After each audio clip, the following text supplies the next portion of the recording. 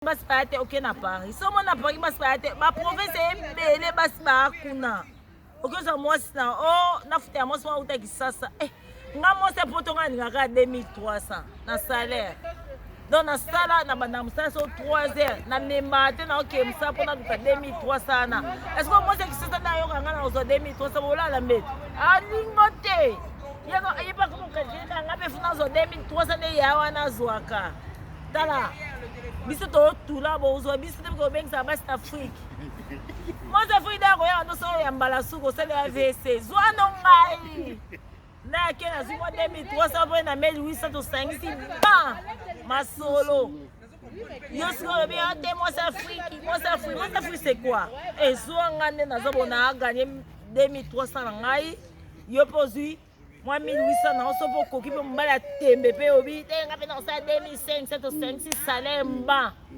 tosala mwa makambo tolingi biso basi mpo tolingika sac ya chere mibali mpe mpo tolingika chaussure ya chere ceinture ya chere oki okoza mosakisasa kaza nyokolo ti bolinga biso te nakeza mwasi nanga na free d'ici nakeza mwasi nanga na kisasa nakeza mwasi nanga na Cameroun bo biso totuli en tout cas baafricain bonyokola biso mpo nga mpe ndakozwa mobali nga moni nga mobali ya kisasa naozwa te jamais onyokola nga opesa nga vese de ande nazala nana na vesa mosala ya kolamuka 3 heures ntango motema mpasi kere ekoma osala mpasi 3 heures de ana komi ya hotelema komi stresse l'image kudu stresse libela bon lelo mpe bakoyesanga o ave nakeza na Valérie keyeba na mwasi mobali na Kinshasa de liboma yo mobali ya Kinshasa na obalo te bosana nga nana mbongo nanga mpe na obalo te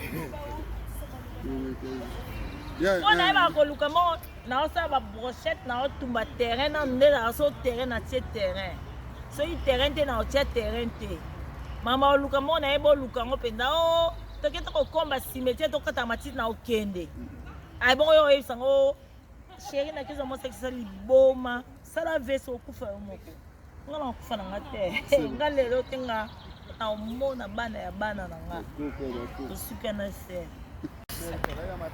Concernant Kozana Mobile Nakin, Thomas Nakin, franchement pour moi ça me dérange pas. Ça me dérange pas parce que nga déjà une idée nanga inde na zaboé, na pas ça tout ça la retour na Afrique, pas forcément Kin mais na Afrique. Peut-être problème est posé si quoi pas mouton dans Zana et peut-être lui aussi Zana pas ça pour se rincer l'œil aya na poto. Mais moi ça me dérange pas que na comme la moutou. Mais Azana, il dit qu'il viendra s'installer ici. Parce que moi, déjà, mon envie, c'est de partir m'installer en Afrique. Donc, assez peu la queue. Aux 8 mois, si tu vas dans ce que Azana, idée que toi, qu'on s'installer, mon ami, je suis désolée. Soit on vient en vacances, mais coûte que coûte, on repart. Après, si tu veux pas, ben, tu n'en dis là, parce que moi, j'ai passé beaucoup de temps ici. Pour ça, on a les lois que nous en Afrique. Si on écoute un homme au balio, que nous noyate, Azaka, na posa, ça va être difficile, mais ça ne me dérange pas d'avoir quelqu'un qui est en Afrique. Moi, ça ne me dérange pas du tout, mais vraiment pas du tout. Au contraire, on a préféré un mobile Afrique parce que Aza peut-être a moins de stress, Aza moins gourmand parce que mi bal à poto baby que si tout s'en sortira des fois plus que. Donc, il y a ma qualité que je vais me reposer sur elle. On va se reposer sur elle. Donc, il n'y a pas de souci dans le monde au mais mi bal à poto va comment on se l'amour. Je préfère encore un homme qui vit en Afrique qu'un homme qui est ici. Ici, je préfère être célibataire, je fais ma petite vie, mais j'ai mon gars qui est en Afrique. Moi, je préfère ça. Parce que mon idée, c'est de repartir m'installer en Afrique. Donc, il y a un boule en zone mais vraiment, il est mal barré parce que moi, j'ai envie de m'installer là-bas. Donc, un homme qui veut rester en Afrique, qu'on s'installe en Afrique, il est le bienvenu, mais ça dépend. Hein. C'est pas tout et n'importe qui non plus. Hein. Gros bisous à ma famille de Kinshasa au départ, hein, ma petite mère, mon papa, ma famille, mes amis, ceux qui me connaissent. Hein. Gros bisous à toute la communauté congolaise de Rennes, hein, parce qu'on est quand même beaucoup. À toutes les autres communautés aussi, parce que moi je suis un peu internationale. Et puis surtout gros bisous à mes petits garçons qui sont sûrement à la maison. Et puis voilà. Donc, spécialement Moutouazate, tout comme ça, tout le monde en même temps. Cette vidéo va nous tendre à Bangou, mais ça trop révélé au fait. Voilà. Cette histoire de mobile in Afrique, mobile in poto, pour moi c'est la même chose. Ça dépend du cœur de la personne et puis voilà, de la personnalité. Nga choix théo mobile ya poto, mobile ya Afrique. Quand on a mobile, azana eka mobile. Donc, baza pe na poto awa, ezana ngo yango te. Baza pe na Afrique kuna ezana ngo yango te, mais baza pe na Afrique que ezana ngo yango. Après ça dépend de tout un chacun. Ngai personnellement ça me dérange pas. Ya reçoit mobile in Afrique. Franchement ça me dérangerait pas parce que souhait nanga pe un jour comme vient de le dire ma sœur, c'est de repartir en Afrique m'installer.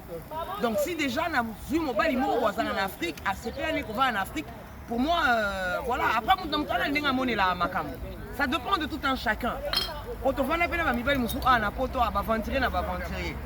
Tozanga pe musu ba âme sœur musu soit partir à Afrique. Donc pour moi peu importe. Franchement peu importe pour moi. Na Afrique, on va pas na Afrique. Avant na moi c'est à poto momi à poto na uta wapi. Na uta Afrique, na zaïpe moi c'est Afrique. Voilà, c'est tout ce que je peux dire. On peut si bambote été. On a si bambote na batu nyonso.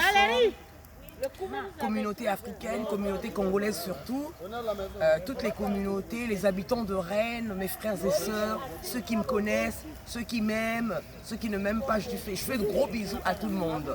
Peace and love. Voilà.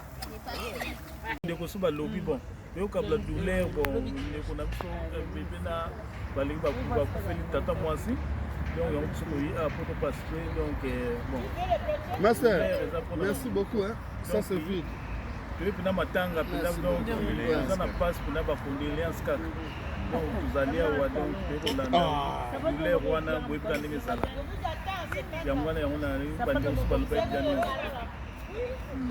na ndeko na soki Moïse tenti azokape donc na nyonso te